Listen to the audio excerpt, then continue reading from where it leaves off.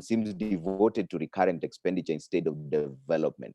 Shouldn't the latter inform the former to sustain growth? Ms. Beth.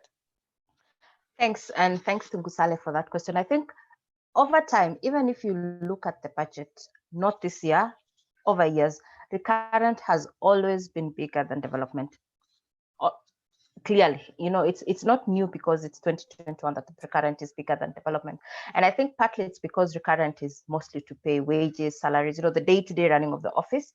Development is, as the name suggests, more long-term investment. So is that a good thing that recurrent is bigger than development? Maybe, maybe not. I mean, if we need to keep government in their jobs also, then they need the salaries. But I think, how do we balance so that we make sure that there's a balance between the recurrent and development? I would expect it to be a bit 50-50, and especially in this time with the economic stimulus package, where we're making more investments in projects and development, it would get into a 50-50 balance. But I think over time, I'd be keen to know maybe how other countries balance the recurrent and development. But I think it's always been that sort of inequality in terms of bigger recurrent, smaller development. But I'm hoping maybe in the coming years, government can actually see ways of ensuring that development is increasingly and sustainably, becoming bigger than recurrent. And the reason why I would suggest this, and just to touch on actually one of the economic village is the Kazi Mtaani, which is a very manual. Sorry, just hold on one second. Honorable Isaac Mwaura, thank you so much for tuning in. We recognize your presence. Just kindly mute your microphone and then we'll engage you in just a bit. Lynette, you're finishing your thoughts. Yeah, thanks. So I was just saying, like, if we keep recurrent big, it's not sustainable, because the example of the Kazi Mtaani project is very manual. In other in other countries, this is a mechanical job. You need machines to be cleaning. You only need one person to sort of supervise. So how do we move our systems and our institutions to actually more using more technology, more mechanized ways of doing things, so that we actually now get that recurrent expenditure much lower than development, which would be the ideal balance. Thanks. All right. Joining us now is Honorable Isaac Mwaura. Thank you so much for making time for us. I don't know whether you can hear us clearly. And before you joined in, there was a conversation around the economic stimulus package, Honorable Mwaura, where there's a general feel that it doesn't really address the issues that the youth really have, because the main concern was how is it beyond the economic stimulus package. Honorable Mwaura. Just kindly unmute your microphone, and if you're with us, Honorable Isaac Mwaura. Honorable Isaac Mwaura is the acting chair for the Senate Committee on Budget and Finance. He's just joined us now. But before we get into yes, so Honorable Mwaura, we can hear you now. Go ahead. I think it's very, very important to speak about what is happening, because majority of the people really would not be able to get the 35 billion.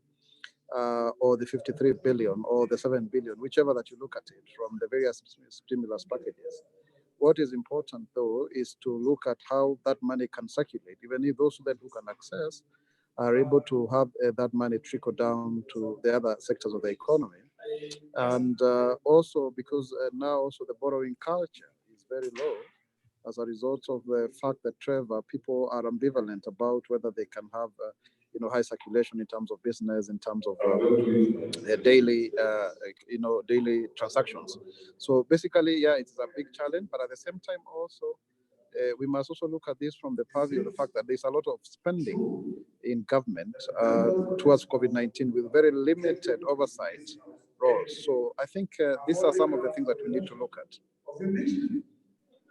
All right. Honorable Mwaura, before you joined us, there was a question from one Kevin Gondi there.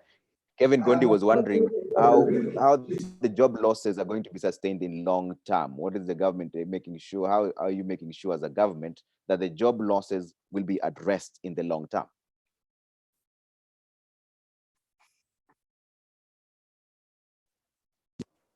nobody really anticipated this whole loss.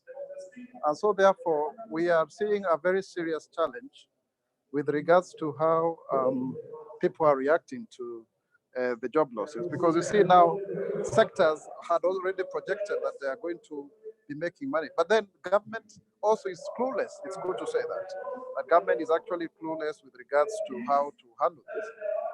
And even when you look at the stimulus packages that are being given, maybe for those who had some kind of reserve, because if you also tell the hotel industry that they are going to get 2 billion shillings for innovation, what's up? How many will actually be thinking about renovation when they do not have even bed occupancy? I mean, I talked to one of the owners of the big hotels, and he says his greatest challenge right now is to have somebody sleep on a pillow at night. So really, basically, it's difficult. And yes, there is this kazi mtaani for people. I mean, for young people, I think the 10 billion, package, it is aimed at ensuring that you stimulate the local economy and that you have the young people, generate the economy. Of course, it's also the cash transfer that also is targeting the lower echelons of the society. That is most welcome. That is really, really most welcome. But in terms of big business, in terms of startups, you are aware that the CBK governor said by June, this end of this year, about 5 million SMEs are likely to close down because our economy is basically hand to mouth. We collect every money on Thursday, then we share. In terms of government. But I think I must also commend one thing that I have seen that has worked very well, which is what you call signaling, where you actually open the economy without opening. You say, we are going to open, and you have seen with that, then there's an increase in traffic, people are going back to work. That has really helped, because otherwise we would have been facing the economy, having total collapse. So that's really something we need to say. And I have also seen a revision of our growth from at least 1% to about 2.3% by the Bretton Woods institutions. We need a more realistic one from the Parliamentary Budget Office, because sometimes the National Treasury projections are actually overestimated. Yeah, and Honorable Maura, you are the acting chair, Senate Committee Budget and Finance, and there's a question here from Christine Dungu, who is wondering how will the government ensure that the youth actually get paid their dues under the Kazi Mtaani initiative? I think they will have to devise ways in which to make sure that they make the payments. But the biggest challenge that we have, Trevor, is that it is a bit obscure. I mean, I have been involved, for example, in ensuring that we have more monies allocated to disabled persons. And I had requested 2 billion of the 10 billion, but I am yet to get answers. Of course, I was able to receive another 200 million for distribution, which is currently obtaining. But for these young people, there is always the issue of who gets listed.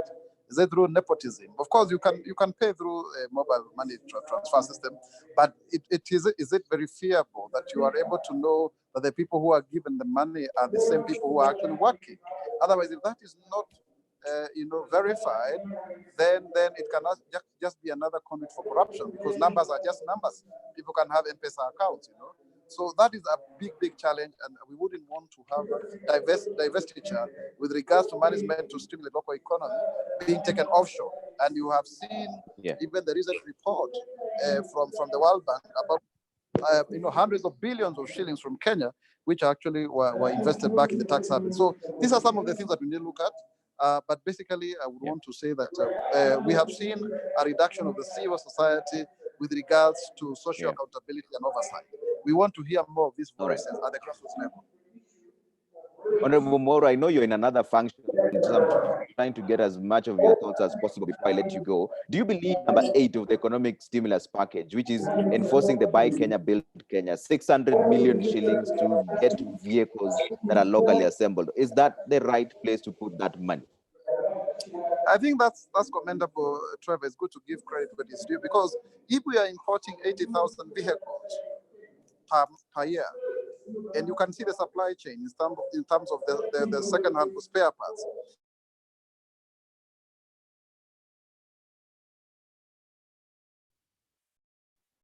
Is it impossible? And you see these the local market. They're actually meant for. Can you hear me? Yes, hello, go ahead. Can you hear me? You're back now. Yes, go ahead. You're back now. Sorry, they are not meant for the local terrain. So if we have a local investment of a vehicle that is cheaper, about 700,000 shillings, that can be used by as many Kenyans as possible, it will make a very great difference in society.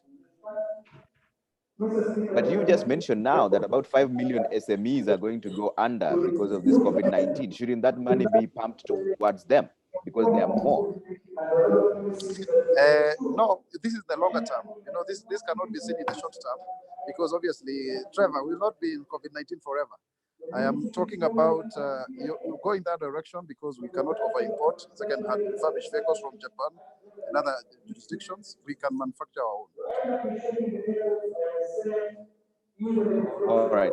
Ramora, thanks. Stay with us if you can, but we would understand because I know there's another function you're in. Just kindly mute your microphone for us, and then I'll engage the others, the panelists that were still with us. Lynette, there's so many concerns about these allocations of cash from different places, and I want to see if I can bring in one comment here from Shamim Juma, who says the government gives with the left hand but grabs more with the right. Is the patriotic tax for SMEs really necessary during these unnerving times? The businesses are struggling and you want to impose more. Kindly be considerate. Lynette. Thanks, Shamim, for that question. I do believe that just as my fellow panelists have commented, that this stimulus is not supposed to give a solution for the long term. It's supposed to just at least give a fair solution for the short term to enable these SMEs to be able to get back on their feet and continue with their business as normal. So the president also gave one of the directives that he gave was a reduction in taxes from 30% to around 25% corporate tax. So I believe with this reduction in the corporate tax, it can enable these SMEs to be able to have more cash flows to at least put themselves back to normal so that they can generate more revenue. And even if the government is taking from them, as Shamim is saying, in the long run, it will be for the benefit of every Mwananchi because the government will be able to pay back the loans that we have taken on board and be able to just give any local services that the government gives. Yeah, and Dr. Rugo,